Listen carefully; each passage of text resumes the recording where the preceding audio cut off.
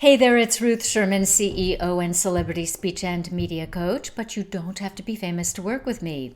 In fact, I want to make you famous. So, the State of the Union was this week, and I am going to give you my take on what kind of a job President Obama did.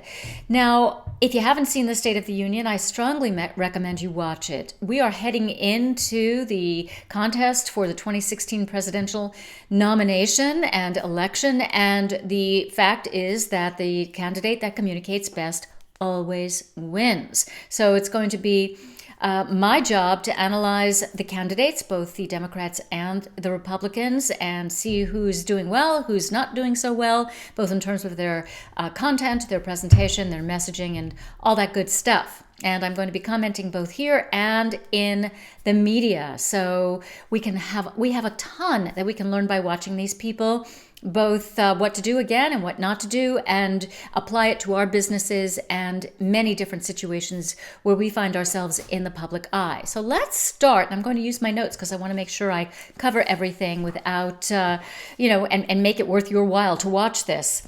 So first of all, Obama walked out and he started off with a bang. This is something that I tell my clients to do all the time. Do not start off with thank you, I'm honored and welcome. It's so boring. Now, he had to say the typical things, which is to address Mr. Speaker, Mr. Vice President, and the people in the room. But then he got into it. And the first thing he said was, we are 15 years into this new century. Very powerful and eloquent way of putting that, that he's been president, I think, for 6 of those years. So in the first 2 minutes, he kept going with that. In the first 2 minutes, he said what had happened during those 15 years. He talked about the terrorist attacks. He talked about the economic downturn, the terrible recession. And then he went on to how things had improved, right? Especially under his watch. And then stated, after saying those things again in the first 2 minutes, stated that we had turned the page. He then went on to the next 2 minutes and started to list some of the things that still needed to be done. And he used a very interesting rhetorical technique here that he used throughout and that he uses quite a lot. And that is actually very effective in that you can use it too. It builds a lot of excitement. It's called anaphora, ANAPHORA. And it's the repetition of a word or a phrase at the beginning of a sentence, usually 3 times in a row. That's the most effective way to use it, is 3 times in a row. So he was asking questions. In this case, he said, will we accept? Will we approach? Will we allow? And each of those phrases were followed by content, by a question. And then he framed the rest of his talk. Again, this is just in the first 5 minutes of a 1-hour speech. He framed it. He said he was going to focus less on proposals, right? A checklist of proposals, and more on values. But guess what? He focused completely on a checklist of proposals. And yet, because of the way he framed it as values, that is the way most people, I believe, heard it. So it's very interesting. If you frame something out, you frame something up in the way you want people to hear it, they will, regardless of what you do. Quite an interesting technique. He used stories and metaphors. And one story that he used as a metaphor was a story of a young couple who had been hit hard with the recession and then bounced back from that. And he used that as a metaphor for America, a metaphor for our country. His presentation was stellar for him. It was stellar. Now, he's standing behind a podium. This is not something that I recommend people do.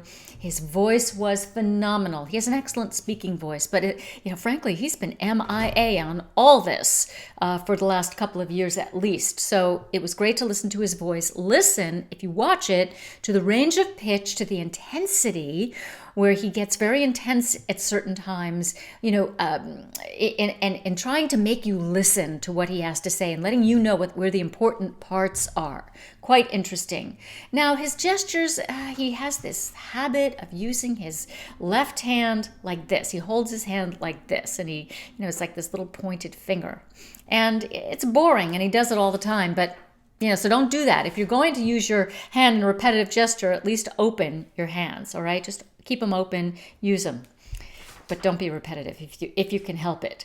His confidence was amazing. His confidence was amazing. Now, unlike a lot of the pundits and media that are commenting that he was, sort of being defiant and in your face and sticking his thumb in the eye of the opposition, I didn't take it that way.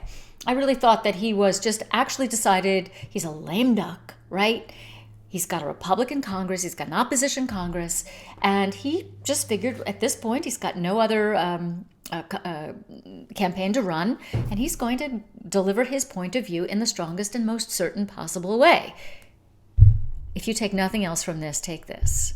If you have a strong point of view, if you are certain about something, make sure you say it, all right? And act certain and act strongly about it.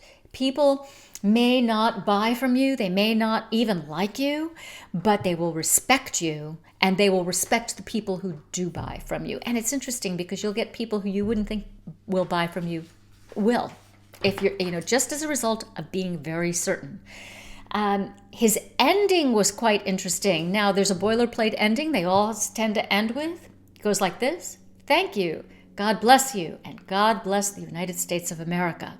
In this case, he said, thank you, God bless you, and God bless this country we love. This was, to me, such a great variation on that really boring, boilerplate, repetitive ending that they all sort of try to get on board with. But it was really about, we are together in this. We all love this country. He knows it. And it showed a bit of respect and interest in the opposition, in my opinion. Let's move on to Joni Ernst, who delivered the GOP rebuttal. Now, Joni Ernst, as you may know, is a freshman congresswoman from Iowa, and she's the real deal. She's somebody to watch. She's a very appealing person, very appealing politician. Still, she's inexperienced in it, and it showed. One of the things that she was doing was reading from a teleprompter and reading a speech that frankly wasn't very well written. One of the dead giveaways was the use of no use of contractions. So instead of saying we're and I'll and I'm and you're, and she would say we will, I am, you are, we are. And this is, again, a dead giveaway. If you're reading, and I hope that you won't, but if you are, remember to use contractions. It's a much more conversational tone. Another thing that happened for her is the teleprompter was moving at a very slow pace, and so her pacing was very slow. It may have been that she wasn't used to it. This often happens with people who are new. I know with my clients, that's something that we always have to work on, is picking up the pace when they're on a teleprompter. Of course, on my side, it's always well written. But again, this was her first time out really in a national way, and she is somebody to watch. As I said, very appealing, has a very good personal story, grew up on a farm, served in the military, so somebody to watch in the GOP going forward. So that is my take. Again, watch these things and watch more of the stuff that's coming up in the next, 18 months. It's going to be fun. It's going to be fun, and there's a lot to learn. It's a masterclass in public speaking. If you want to learn more about public speaking on stages and on camera, hop on over to ruthsherman.com, where you can download your free gift. And please subscribe. Thank you.